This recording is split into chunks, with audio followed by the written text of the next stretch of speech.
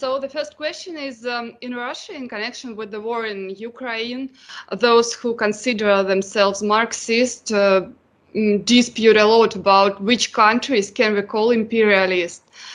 Some argue that Russia is an imperialist country and it is at war with the United States over Ukraine's resources. That is, we are in the imperialist war, where each side acts as a predator, and Ukraine turns out to be a victim. Could you please comment on the issue? Sure. I think there's several aspects to that question. In terms of Ukraine, maybe we'll come on to the question of Ukraine's sovereignty a little bit afterwards. But just simply looking at Russia, to characterize it as imperialist, you would have to show that its economy is dominated by monopoly finance capital, which has outgrown its borders and which is essentially serving markets abroad by exporting capital, investing in investment in production abroad, making super profits from that investment and bringing those super profits back home. And essentially that Russian economy and Russian society was living like a parasite on the world. Yes, that Russian economy was less and less productive at home because it was outsourcing its production to cheap countries abroad. That's the kind of core essence of an imperialist economy, is that it's domination by a financial oligarchy which has grown up out of capitalist development. There's a lot of confusion about Russian monopolies because the monopolies that Russia has today are not the product of a historical development of capitalism in Russia. They've been taken over by capitalists to run for profit, but they are the development of Soviet building, the construction of a planned economy. So, of course, a planned state economy builds monopolies. Right? You don't have competition in a planned economy. So, of course, the capitalists who took over running Russia after the counter-revolution, they are running what were formerly state monopolies for profit. What's quite interesting when you look at Russia today is, in order to face the aggression of imperialism, Western imperialism, what have the Russians done to their economy to strengthen it?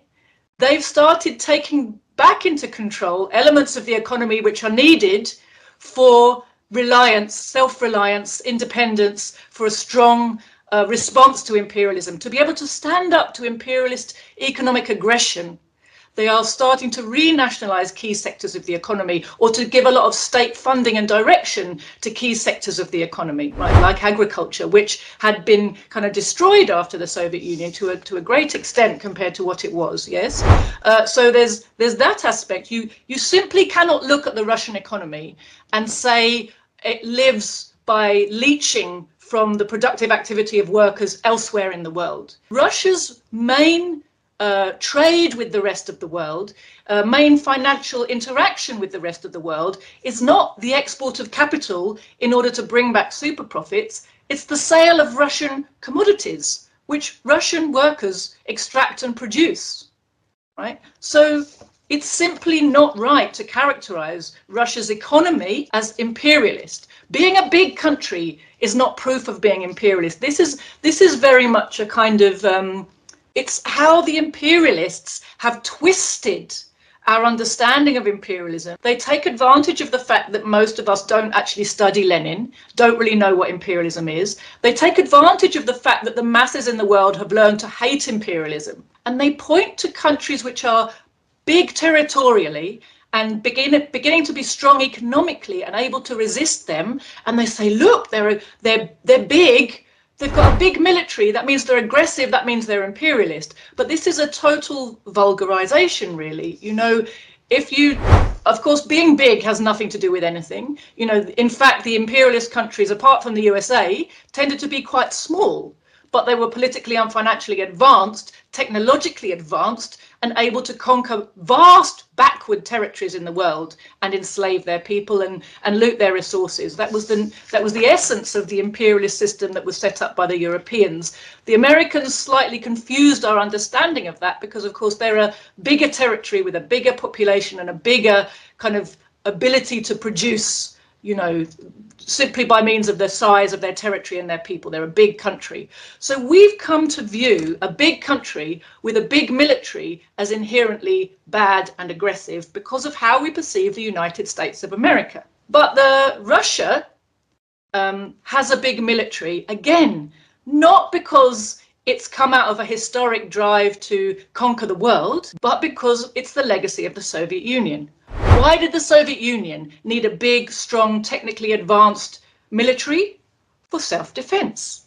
Because socialist countries in an imperialist world cannot survive for one day if they can't defend themselves. And that means they have to keep up and even go past the technological and military capabilities of the imperialists. It's the only way to survive. That has been shown very clearly by history of the last, 110 years. Same when we look at China. China was dominated and enslaved, by imperialism.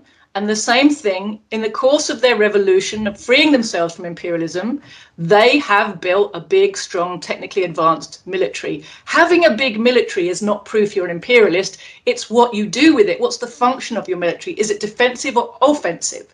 When we look at the USA, we see its bases all over the world. We see, for example, its bases ringing Russia. Just that on its own shows you the intent of the USA towards Russia. It's not an accident they put their bases all around the outside of Russia. It's not an accident that they provoke regime change operations in every country bordering Russia, trying to create a hostile and unstable environment, trying to bring factors into play that will act inside Russia to bring about regime change. Now, with Ukraine has for 100 years and more been a target of various imperialist powers. Britain, Germany, and the USA at different times took the lead in trying to use a section of the Ukrainian population to turn Ukraine's territory into a launching pad for aggression against Russia. The desire to destroy the Soviet Union and then Russia, to break it into pieces, loot its resources, and essentially colonize it, has been a long-held desire of the imperialist countries, and Ukraine was always seen as a key part of that. And if we look at the launch of the SMO, the special military operation by Russia in 2022, many people in Russia who were paying attention felt that that was a very late, belated move to come to the rescue of the people in the Donbass. The war didn't start in February 22. I'm sure I don't need to tell that to your viewers. The war began with the coup in 2013-14 in Kiev. That was when Ukraine lost its sovereignty.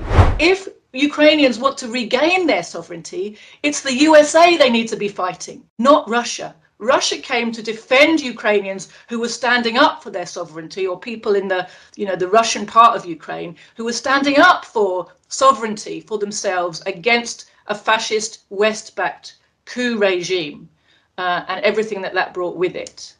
I absolutely agree with you. And how do you feel about the concept of sub-imperialism? It's like the pyramid of imperialism, according to which almost all countries are imperialist countries. Well, again, it makes a nonsense out of real Marxism. What it does is try to create a formula by which, when I was in school, I remember having a maths teacher who taught me that there is a way where you can make 1.99 equal 2, and by doing that, actually, you can make 1 equal 2. There's a logical thing that it's like a trick, okay? But it's a trick. It doesn't make 1 equal 2. Just because I can show you in a logical sequence how to make 1 equal 2. Is 1 now 2? Of course it isn't. Now, this thing with this theory of the pyramid, what it does is it takes some true things and then it kind of plays a trick and says, if this is true and this is true, then this must be true. But it doesn't prove it. It kind of says, okay, Lenin said we're now in the era of imperialism. Yep, true. Lenin said that capitalism develops into monopoly. True, right? Therefore, all capitalism today is monopoly capitalism. Not true. Now, they've done that, this plus this equals this. They haven't given any data that shows that this is true. They just say it. And the thing is that will work with people who want to go along with the conclusions. Because having said this, they then go to a bunch of people and say, Russia's imperialist, you know, China's imperialist, you know, Brazil, India. Well, there are certain people who find those conclusions very comfortable. In particular, communists in the Western world. Because if Russia's imperialist, then we don't have to fight against our own imperialists' war drive, because it's all justified, or at the very least, we're neutral. Oh, they're as bad as each other. This has nothing to do with me. Don't worry, you workers. Nothing for you to do here. Stay at home. We don't have to mobilize you and have the difficult job of facing our own ruling class, which is going to come down on us, right? So you can see there are reasons why people find this theory comfortable and comforting, just so long as they don't think too hard about it. So what about China? China isn't an imperialist country, right? No, not at all. As I was saying before, you know, you can absolutely not make the argument that China is living as a parasite off the rest of the world. It's quite clearly the opposite. It's Chinese workers who are making goods for the rest of the world, certainly for the West. You know, Western economies are living like parasites from China. Look in the West now. You know, it's more than 100 years since Lenin wrote his book on imperialism. When he was writing, he pointed to little areas in the West which had become totally parasitic, where nobody did anything at all that was productive, like in certain counties in England or in the south of France or in Switzerland. He pointed to little places and he said, look at this trend, how it's developing. Now today, living in Britain, you are hard put to find almost anybody doing anything productive. But of course, I'm still writing with pens on pieces of paper. I'm standing at my desk. I'm using this computer. I'm drinking my cup of tea out of a cup, right? All day, every day, I'm using products that somebody made. So if the people in Britain aren't making them, someone somewhere's making them, right? And this shows you the relationship of the British economy to economies in the rest of the world. The same thing, you know, we look at the size of our economy. Why is it that a tiny country like Britain, tiny country with a tiny population and insignificant territory, insignificant resources, is in the 6th or 7th largest economies of the world? Largest economies. What does it mean? We don't make anything. We don't have anything. We're not exporting anything to the world. What is it? It's because we are this historic home to a huge pile of capital, which constantly goes abroad to expand itself and repatriates the profit, the wealth, sucks the wealth from the world. And we increasingly, even the poor in our country, live as parasites on the wealth that's produced elsewhere in the world. You cannot possibly make that argument that that's what China does, that that's how China's economy works. Nor can you say that they are going around the world coercing militarily anybody, you know, into some kind of enslaved, dependent relationship. You know, none of that stands up to any scrutiny. It's simply an assertion that the ruling class uses, and many people in the kind of fake left parrot it because it's easy. It's much easier if you live in the West and you want to be a bit progressive to agree that, you know, China is imperialist and that's why we don't support it, rather than have to stand up against your own ruling class. In Russia, it's often said that the Chinese policy in Africa is a sign of imperialism. Do you agree with it? Well, you know, I've spoken to many Africans about this, and their experience is quite the reverse. You know, I remember speaking to an ambassador who had been a liberation fighter from Zimbabwe.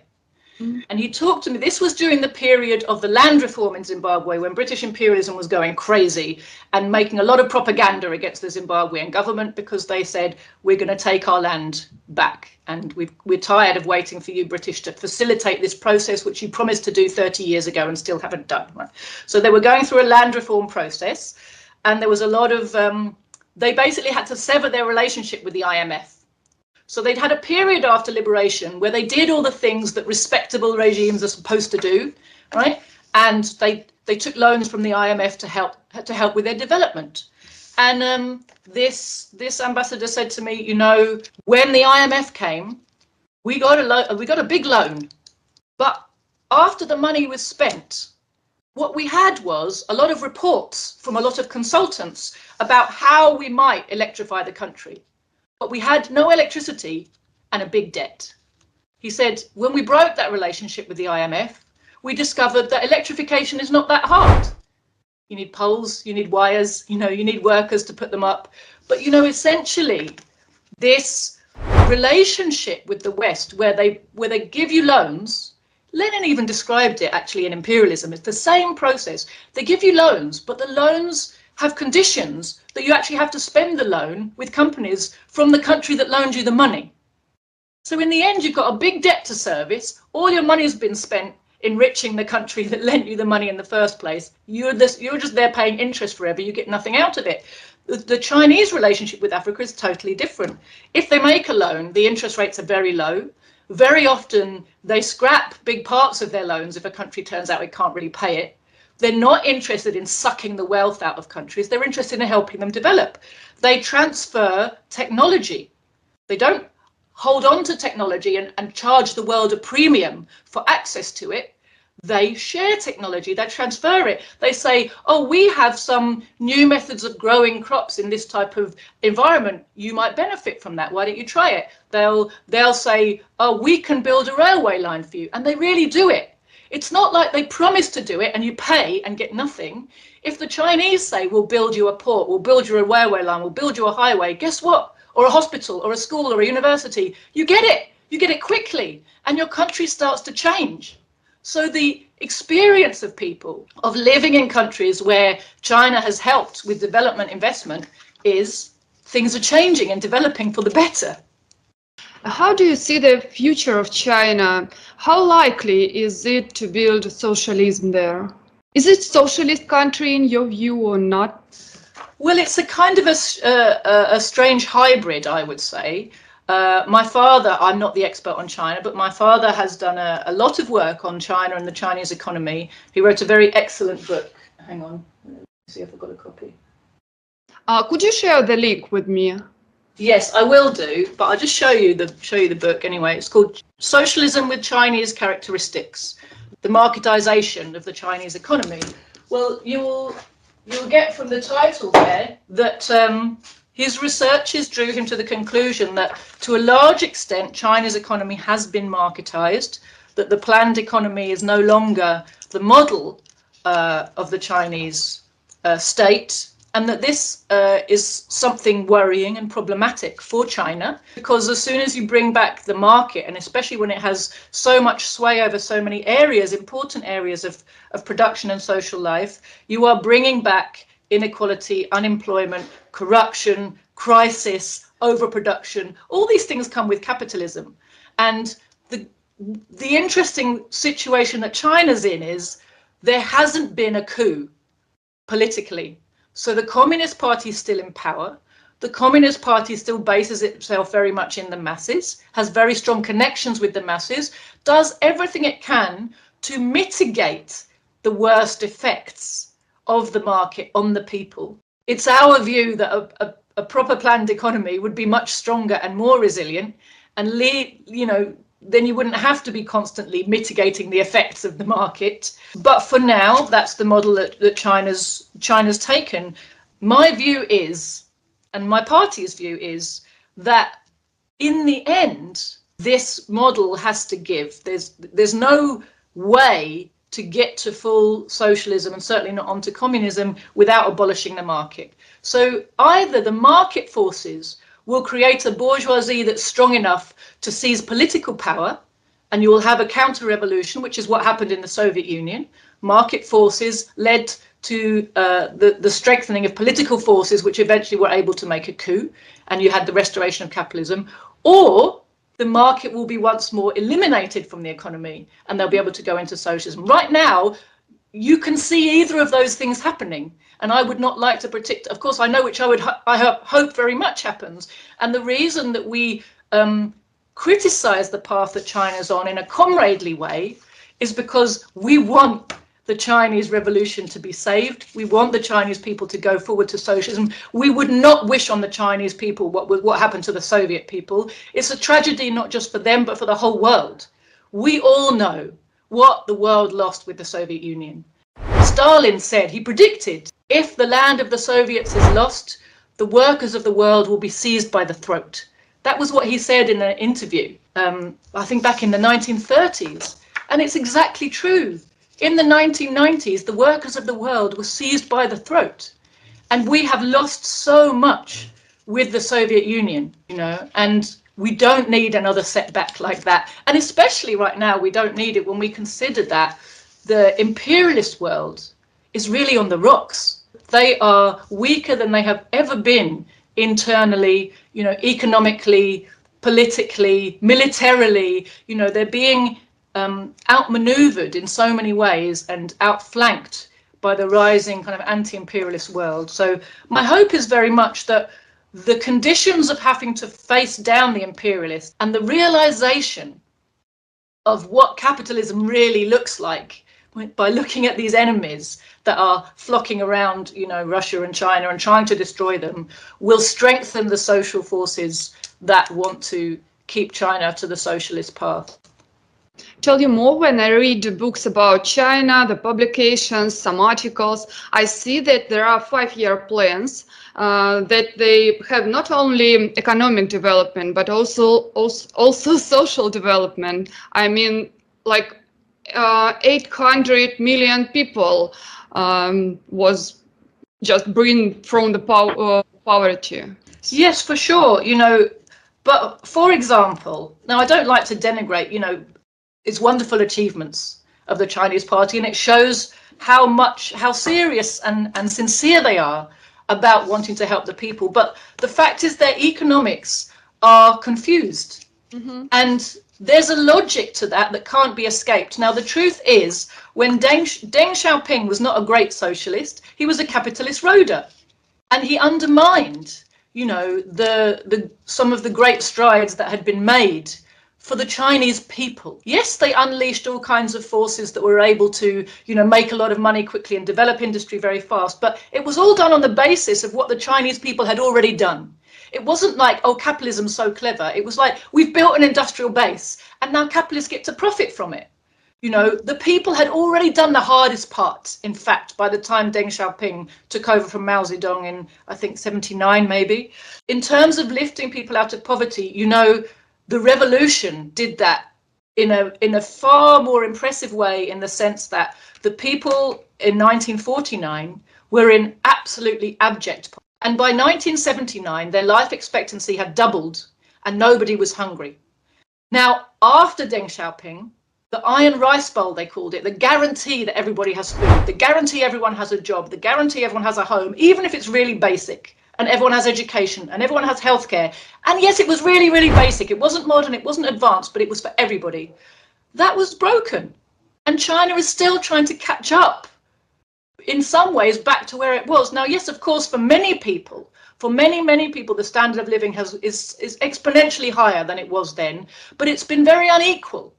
There's billionaires in China, and there are people still living in, you know, relative poverty. Now, the Chinese government says it wants to abandon that and, you know, and abolish that, and I'm sure they'll do what they can.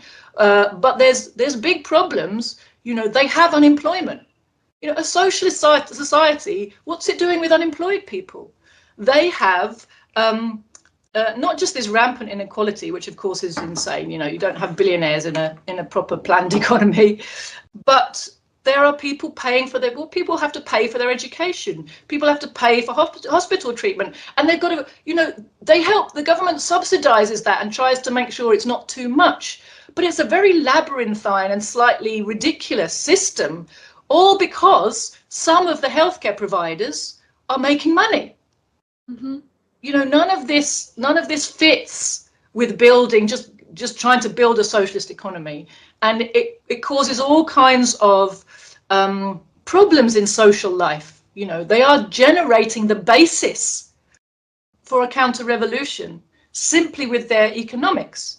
They're creating a bourgeois class which has an interest in reverting to capitalism so it can have unrestrained, you know, looting on the market. And those people will ally themselves with the West, you know, and even the ones who don't ally with the West will ally against socialism. So, you know, the more of that you allow, the more problems you create. I know till now, the Chinese government has done an extremely good job of balancing all these problems.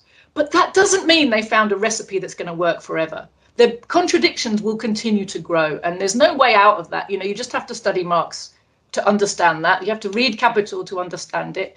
There's no magic way to run capital. There's no magic way to exploit the working class without creating all of the problems of a capitalist society.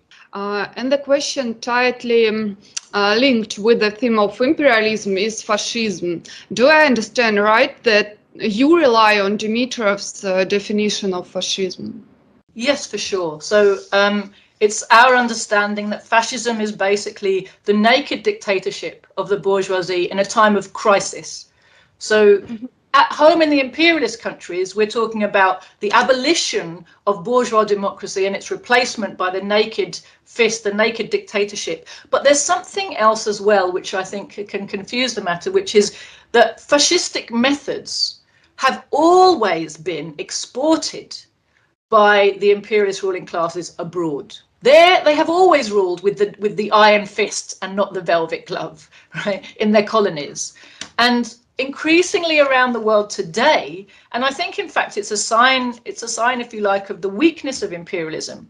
It doesn't feel able to conduct its wars abroad, its expeditionary wars of conquest, right, say in Ukraine or in Syria or wherever in Palestine, directly with its own soldiers. You know, it was my next question about the fascism for export. Right. So it's people would not be happy to go and be part of the war machine in missions which are obviously aggressive and for territorial conquest. So the imperialists are in a situation where they have to use proxy forces. And of course, you know, many imperialists have a lot of knowledge of doing this, a lot of experience of doing this. The British in particular used proxy forces in the main, for example, to conquer India. But more and more we see this pattern where in order to condition a population into becoming your proxy soldiers, you need to have an ideology that motivates them. Soldiers need to feel they're fighting for something. They need to feel motivated. And what the ruling class has found is when you can get a population which is poor and in some way angry and desperate, and feed them an ideology which makes them feel special and also tells them that another population is in the way of them achieving some dream or other that you've ideologically told them that, you know, is their destiny.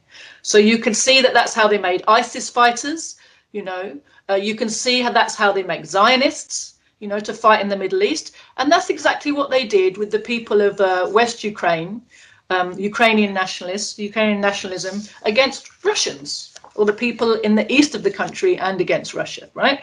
That you ideologically, you know, shape a population which is basically poor and desperate, and give it a whole load of weapons. You know, the shaping of the Ukrainian nationalists into fascists, of course, is a long-running project for a small section of them, but to expand it out it was a big project, wasn't it? You know, you can see phases of it. So you can see that during the Cold War there was a small number of Banderites who were like evacuated to the West and taken care of and funded so that they could retain their, what do they call them, their customs, i.e. practice and rehearse all of the Nazi ideology to which they had been, you know, affiliated during World War II and the 1930s. So they take these people, they say, here you are, have a social club, have some funding, we'll take care of you.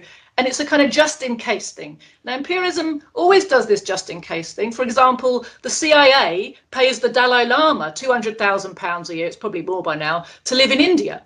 Why? Just in case they get the chance to send him back to Tibet. They got him ready and waiting. So they were, you know, they do this just in case funding in lots of places, and it doesn't always work out for them, but in this case it did, right? When the Soviet Union came down, immediately started parachuting some of these people back into Ukraine and began this slow and steady process of creating a hostile environment against Russians and a friendly environment towards Ukrainian nationalism, you know, step by step, changing the customs and the culture of the country, first of all, by rewriting the country's history and then making that official.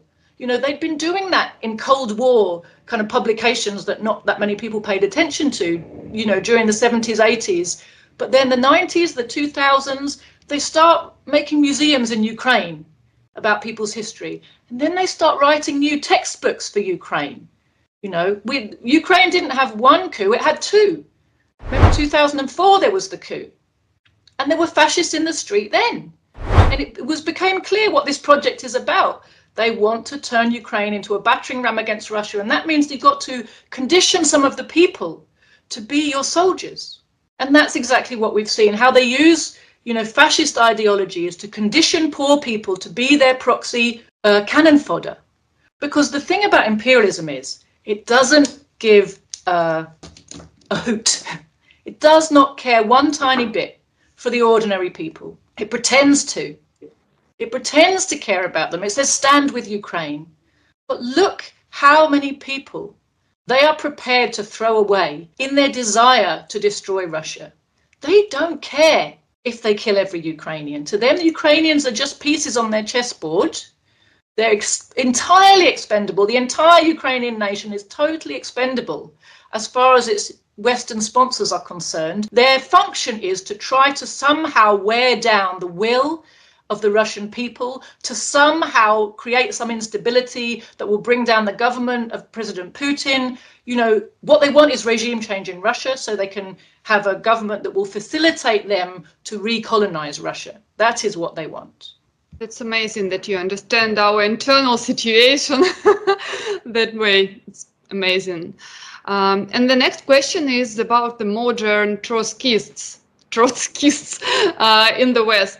What are the key issues which divide the Western leftists? I can say that there are three such issues in our country. First, the attitude towards the dictatorship of proletariat and the allocation of the vanguard of the proletariat, you know, so who are the real proletarians? The second question is the understanding of imperialism, which we have already discussed. And the third question is the possibility of building socialism in a single country. In general, our Trotskyists joined the liberals and began to fully share their agenda, although they're still dressed in red clothes. You know, I think that last bit you said there, Katerina, is really the key. They're liberals who dress in red clothes. You know, actually, increasingly, I'm of the opinion that even Trotsky himself was very likely an imperialist agent, and not even from later on, but from quite early. There's some evidence now that points to the possibility that he was already communicating with British state forces, British imperialist spy masters during World War I. That's during the revolutionary period. If you look at his activity, you look at his writing, what he was constantly doing was acting as a provocateur. And his theories don't have a coherent narrative, except that to be anti-Lenin and anti-Bolshevik, right? They don't, like everything he said, you know, that you can find contradictions and you can, you know, but what you find is at any particular moment, he's against Lenin, he's against the Bolsheviks, right? Doesn't matter what they're doing. So sometimes it's from one side, sometimes it's from another side. The consistency as being anti-Bolshevik and anti-Lenin. And that continues with the Trotskyites. You know, Trotskyism really, if it wasn't for the advent of Nikita Khrushchev to power in the Soviet Union, Trotskyism would have died a death after World War II because he was totally exposed.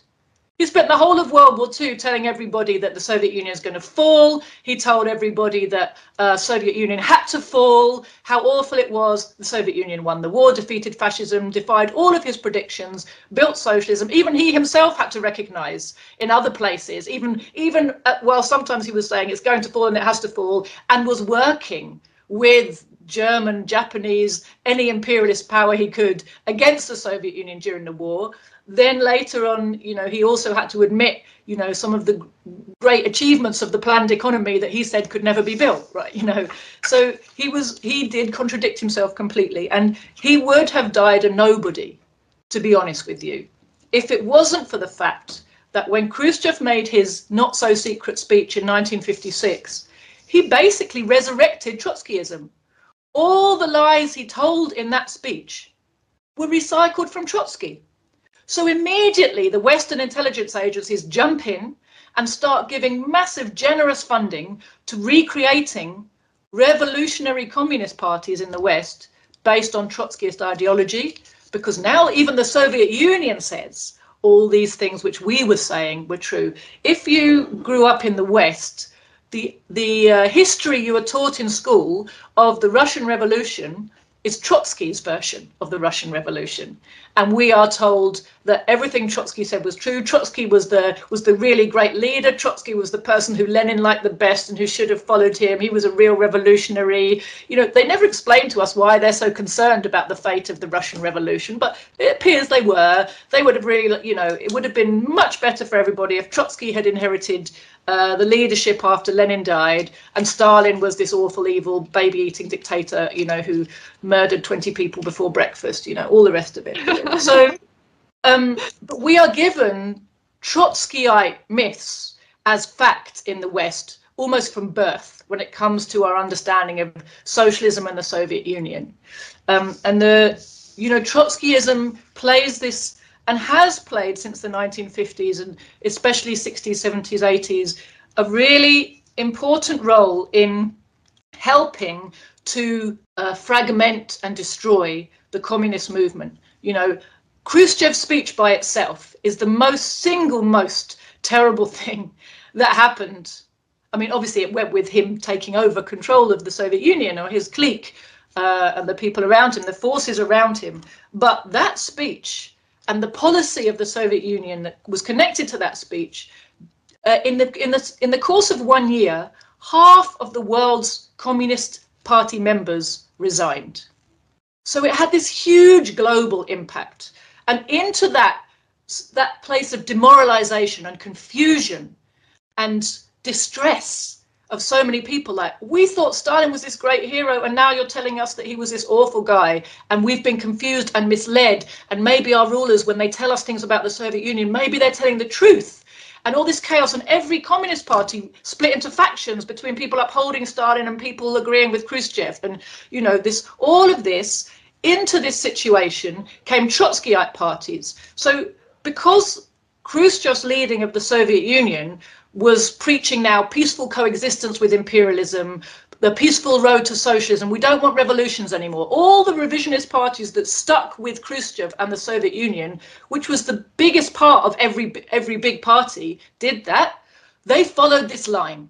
They took it on and they put it out to their masses, and that totally demoralized the communist movement. So someone who believes, who reads Marx and Lenin and understands we need revolution, what happens to them when the Communist Party is now saying, oh, no, what we have to do is focus on getting social democrats elected to parliament, and we have to live peacefully, and there'll be a steady evolution to socialism, and, you know, anyway, there's nuclear weapons now, so we can't make a revolution because we'll all get killed, you know, and this demoralization. Well, so people who want revolution, now there were new organizations saying, no, this is not real socialism.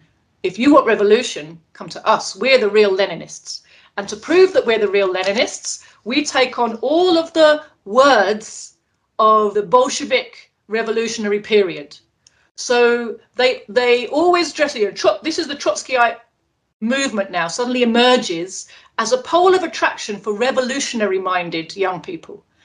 And they're using revolutionary words. They're saying one solution, revolution. You know, that's the solution to everything. They sound very, very militant. They sell newspapers on every corner, and they have names like, you know, Spartacist, and, you know, so Red Hammer, and, you know, they take on all the imagery, the iconography, and the nomenclature. You know, the titles and the vocabulary of the Bolshevik Leninist, you know, revolutionary period. So they dress themselves up in these clothes. But what's the essence of their policy? You're right. They absolutely despise the dictatorship of the proletariat. They do not believe that the mass of the poor working class can be trusted with power. They denounce any development anywhere in the world where the mass of the poor working class are making history as some terrible putsch. They do not accept Lenin's thesis of imperialism. This is how you see that Trotskyism is really an imperialist ideology, because it essentially is rooted in the privileged sections of the working class and the petty bourgeoisie in the West.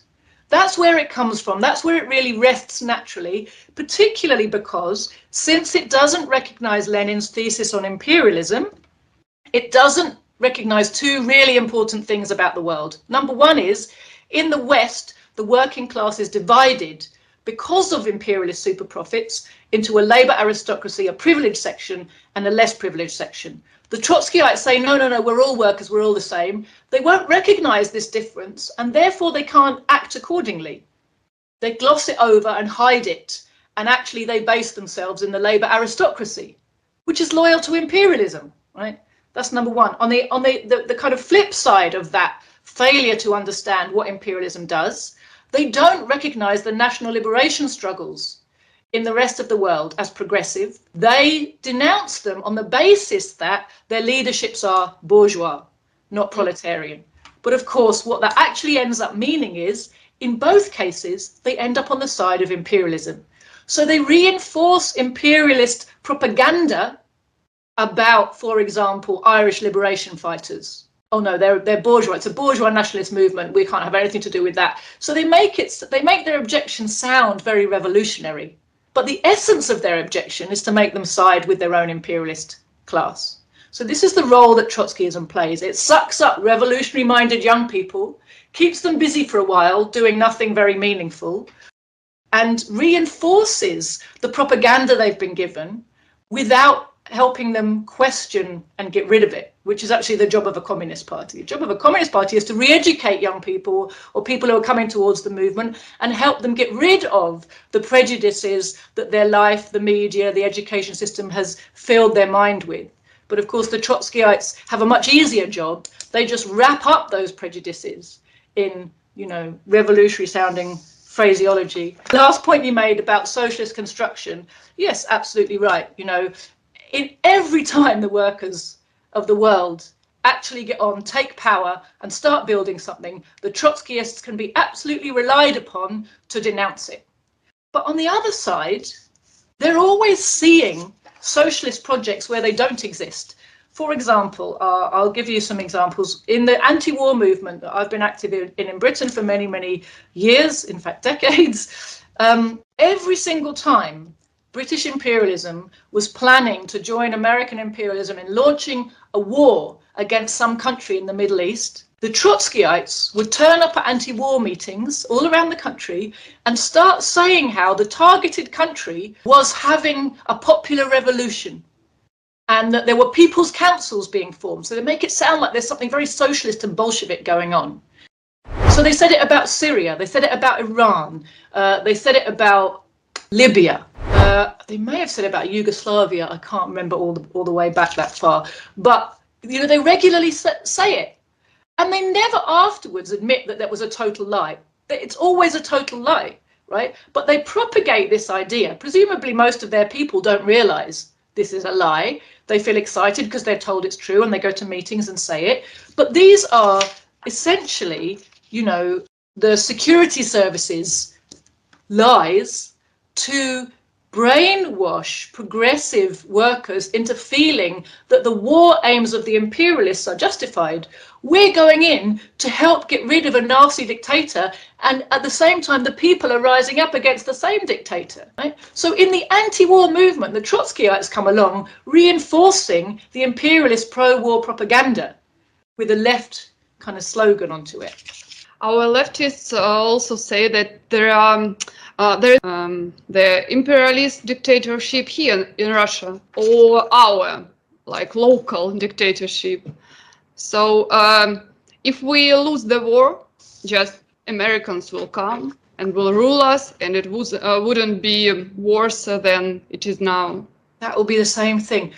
What shocks me about that is, do they not remember what happened in the 1990s in the time of Boris Yeltsin? If you want to see a taste of what colonized Russia would be, look at what was happening then. Or look at what's happening in Ukraine. You don't have to look very far, do you, to see what happens to a total colony? Like, yes, okay, Russia is capitalist. And, you know, I understand this emotional anger and hatred for the capitalist class in Russia who have taken away, who have appropriated the wealth produced by the Soviet people and taken away the socialist system built by the Soviet people. But we have to study and remain objective in our analysis, or we become people who can be manipulated because we're acting emotionally, not on the basis of socialist science. Socialist science is not a group of insults. You know, this is what the Trotskyites do. And the imperialists, in their propaganda, they encourage this. Everything should be emotional, and socialist terminology becomes swear words. You're an imperialist. No, you're an imperialist. You know, you're a Trotskyist. No, you're a... No, there must be meaning. There must be meaning to these words. You know, to say that there will be no difference is really a terrible thing to say to the Russian people, because you are helping the imperialists to demoralize the people. You're helping to demotivate them and to demobilize them when everything is needed right now to the war effort to defeat imperialism. And Russia is not just fighting for Russia. Russia is fighting for the world. Russia's doing an amazing job. But it's a very difficult and important fight that Russia's engaged on. We need to mobilize anybody who wants to see the end of imperialism has to understand that this existential fight of Russia's is a key battle in the defeat of US imperialism, which is the mainstay of the world imperialist system right now. You know, the European imperialist powers are nothing without the US's military might anymore. And so the whole imperialist system is hinging on the US's ability to remain hegemonic in the world. Mm-hmm. And this fight, you know, why can they not walk away from it, even though they've clearly been beaten, and that was clear from quite early on? They can't walk away from it because it's such a big defeat for them. The prospects of looting Russia, which they need, the imperialists need to have a big loot fest soon, or their economy is going to collapse completely. This, like, you have to study imperialism and imperialist economics and see these developments objectively, or you'll end up giving, you know, even though you want the best for your country and your people, you're going to end up giving them the opposite message from the one that they need. Now, Russia is in a situation as an anti-imperialist but capitalist country where communists need to make common cause with the national bourgeoisie against imperialism, recognizing that that's an unstable alliance. It's not a promise forever. It's not an assumption that Vladimir Putin is going to bring back the Soviet Union. But let's also admit to ourselves, you know, that history is a contradictory process. The truth is, in having to face imperialism, the government of Vladimir Putin and national Russia is having to deliver things to the Russian people. It's also having to develop its economy in a self-sufficient way, which is very beneficial to Russia. And in many ways, it's having to resuscitate a whole load of Soviet traditions in order to stand up to imperialism. So whether it wants to or not, objectively, it's doing things which help lay the groundwork for bringing back the Soviet Union. That might not be its plan. That's our plan, right? But, you know, we have to objectively see that these things are the outcome of this fight against imperialism. And to me, you know, good revolutionary communists need to find a way to be at the heart of this process, to mobilize the people that actually defeating imperialism isn't going to be enough. If we don't want to, you know, suffer all the same fates again and again, we're going to have to not just to defeat imperialism, but reinstate the Soviet Union. We need to go back to a socialist planned economy in order to be strong, secure, peaceful, educated, cultured, you know all the things you lost, right? Live our best life, right? To live your best life. I also wanted to ask you about the organization in which you belong to, the International Anti-Imperialist Platform. Where can we read some program articles, some publications about the organization's activities? And just tell a little bit about the organization. So, in fact, the World Anti-Imperialist Platform was formed after the launch of Russia's special military operation.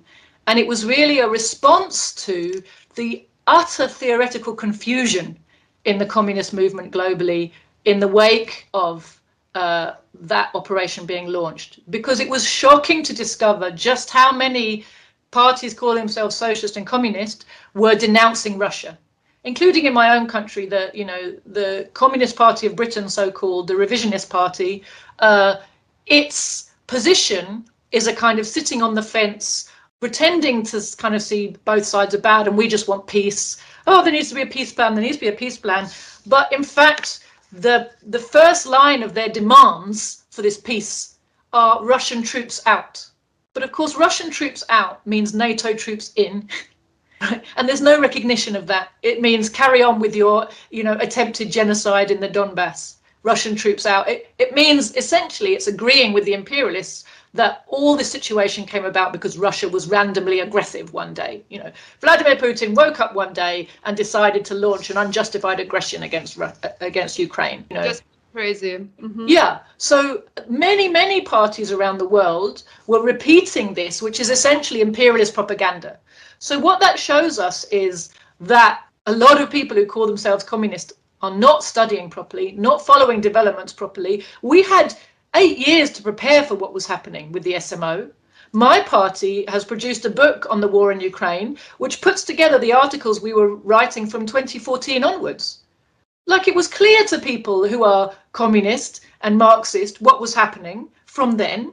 It shouldn't have been a shock to them that the SMO ended up being launched. I mean, it might have been a surprise in the moment, but only for a very, only momentarily. In terms of understanding the context and what had driven it, there was nothing surprising. It was all there in front of us, the Minsk and, the way that NATO was building up Ukraine, all the rest of it, and fortifying it, all these things. And certainly, since the launch of the war, very quickly after the start of the SMO, we got a lot more information about just how militarized Ukraine had become.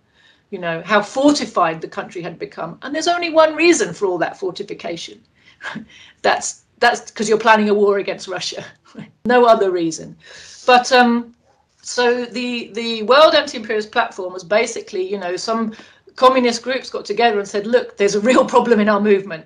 People are spreading lies about and repeating imperialist propaganda about Russia, and they are demobilizing the world's working class and progressive sections of working people who should be very clear that they have a side in the war. All of progressive humanity should be on the side of Russia, should want the defeat of the fascist proxy forces in Ukraine, which is basically a front for NATO. It's a proxy war waged by NATO against Russia. The territory is Ukraine. The cannon fodder is Ukrainian. But the war is launched by NATO to destroy Russia. And we need to understand that. And the fact that so few communist parties are able to articulate that, we thought was a real problem. So essentially, we founded the platform. We wrote something called the Paris Declaration. And if you search the internet for the Paris Declaration, World Anti-Imperialist Platform, you can probably find it. We do have a website, I think it's platform21.org, where you can find our kind of founding documents. And, since our founding conference, which was in October 2 years ago in Paris, where we launched the Paris Declaration with a fairly small number of parties initially signing it, we have made big efforts to connect with parties from around the world, to hold conferences in different parts of the world, to bring communists together on an anti-imperialist platform, which means exposing the wrong and rotten theories about imperialism, which are confusing to many people who identify as communists, but haven't really got a strong theoretical foundation to be able to make sense of what's happening. And now I have the last question. How life changed in Britain since 2020? Just has the standard of living changed, like public opinion, something? Yes, everything is changing quite fast these days, actually. There was already an economic crisis in Britain that's been ongoing and in many ways getting steadily worse since 2008. Austerity for the working class, cuts in government spending, cuts in wages, pay, pensions have been steadily getting worse and worse since 2008. 2020, there was another big stock market crash, and it was covered up by the COVID lockdowns. So a lot of people didn't realize it happened.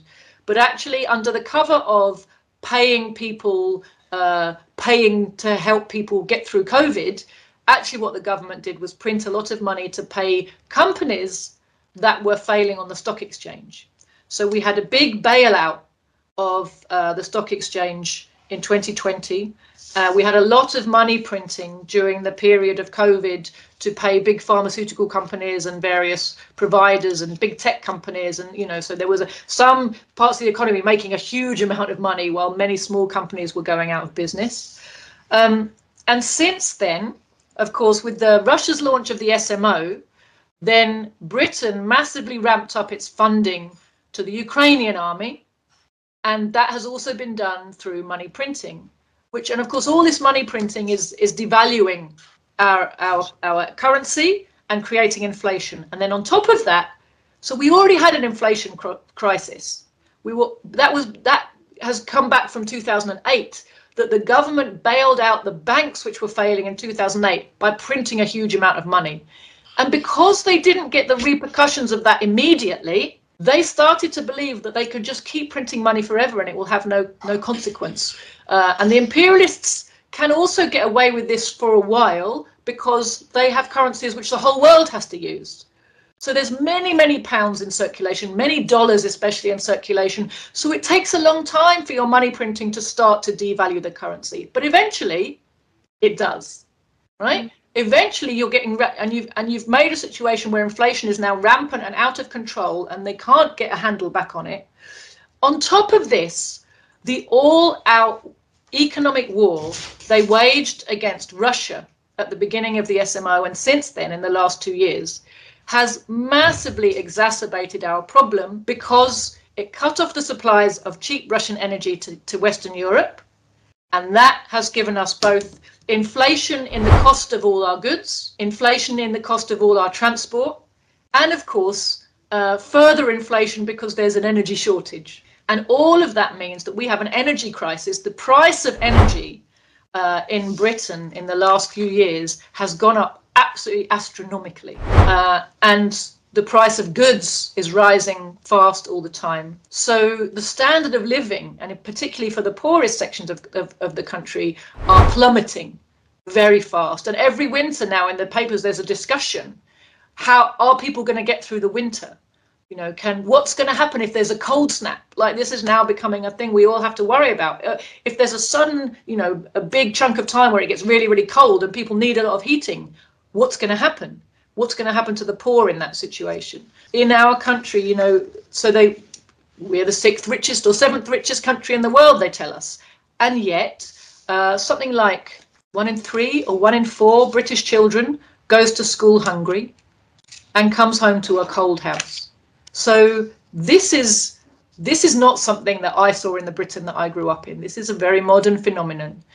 We are returning to the times before World War II, as the social safety net is gradually being got rid of. And the reason for it is the economic crisis, which means that areas of profitability are being sought very desperately by the imperialists. They've got all this money to invest. They need to invest and make a profit. And so any part of the economy that's not making profits for them, they need to get hold of and make profits. So all of our public utilities, all of our public services are privatized to become businesses and make profits.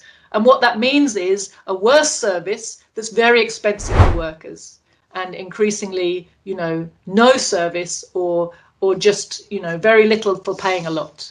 And all of this adds up to, you know, a situation where our schools are in crisis, our hospitals and GP, you know, doctor surgeries are in crisis, our roads don't get mended, you know, we don't have decent, you know, we can't afford enough food, enough heating, you know, masses of workers simply just can't really afford their lives. Their working hours get longer and longer. People are more and more stressed.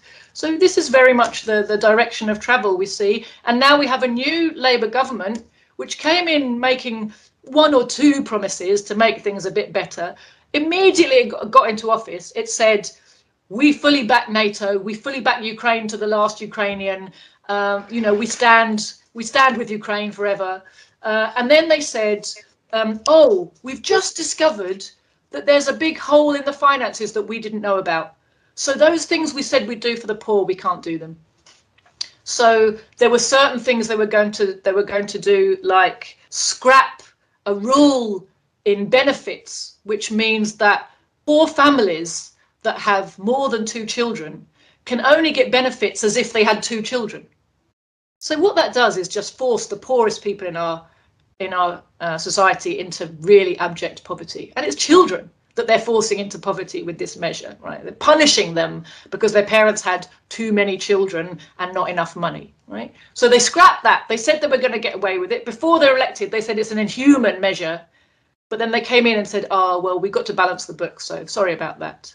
And they've introduced means testing. So because of the kind of outrage about the cost of fuel for poor people, for the last few winters, there's been something called a winter fuel allowance for the elderly, for old people. A winter fuel allowance to help them get through the winter and not die of the cold, you know, in the winter time. Now they've introduced a means test. So you have to prove that you're poor enough to get the money. And of course, what that means is there will be a section of the poor elderly who don't quite qualify, or who don't even try and fill the form in, but who are too poor to heat their houses. You know, so again, there'll be a section of poor people who are penalised by this measure. So you know, the things that they're doing as soon as they've arrived into office are push down on the poor, more money to the arms manufacturers, more support for NATO, you know, into the drive to war even more, you know, public statements about how China is the most important enemy, Russia's got to be defeated, China's got to be defeated, you know, they want to defeat everything that stands in the way of imperialist looting of the planet. And this is supposed to be a Labour government, right? The party of the working class is still described as, by the Trotskyists, by the revisionists, they still call the Labour Party the party of the working class, although, you know, it spent 100 years as a servant of imperialism. And what about the public opinion? What people think about all this? You know, there's a lot of anger and frustration about, you know, the rapidly falling living standards for many people. There's also a lot of confusion about where it comes from.